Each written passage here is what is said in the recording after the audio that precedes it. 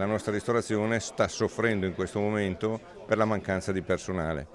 E quindi quasi oggi che vogliamo lanciare un messaggio, quanto è importante per i giovani riuscire a capire l'importanza del lavorare all'interno del comparto, chiamiamolo nostro, dei pubblici esercizi, perché prima di tutto sì, è un lavoro di sofferenza, però è un lavoro che ti dà mille opportunità, perché quanti nostri che adesso sono grandi proprietari, grandi titolari di ristorazione sono partiti ovviamente dalle situazioni più basse, da lavorare come camerieri. L'ultimo caso del ristoratore di Jesolo che ha chiuso un locale a Treviso dopo appena un mese dall'apertura perché faceva fatica a trovare dipendenti è solo l'ultimo esempio concreto del grande problema che affligge il settore della ristorazione in tutto il Veneto. Un settore di eccellenza che vanta una gastronomia di tutto rispetto e una fama a livello nazionale, ma che non attrae forza lavoro. I vertici di FIPE e Ascom, riuniti a Padova per la giornata dedicata alla categoria, riflettono sulle cause, dalla pandemia che ha fatto migrare dipendenti verso lavori non stagionali e meno precari, agli orari fino agli stipendi. Dobbiamo ridare una grande dignità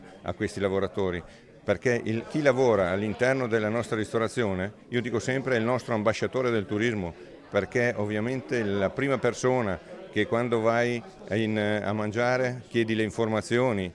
ti danno il consiglio su cosa mangiare, quindi veramente ti dà grandi soddisfazioni. La spinta va data alla formazione delle nuove leve, rendendo l'impiego della ristorazione maggiormente attrattivo, una forza lavoro che, visto il problema della denatalità, va ricercata anche nel personale straniero. E la mancanza di risorse umane è un tema che ci sta mettendo veramente a dura prova e qualcuno anche sta pensando di ridurre l'orario di lavoro per poter colmare appunto questa mancanza. Noi dobbiamo assolutamente spingere anche la politica a fare dei ragionamenti completamente diversi. Oggi i tempi sono cambiati, la denatalità è qualcosa di concreto, c'è, e non ci ha fatto niente per svilupparla e quindi dobbiamo attrezzarci, perché sennò i prossimi anni avremo una carenza di forza lavoro che sarà impressionante.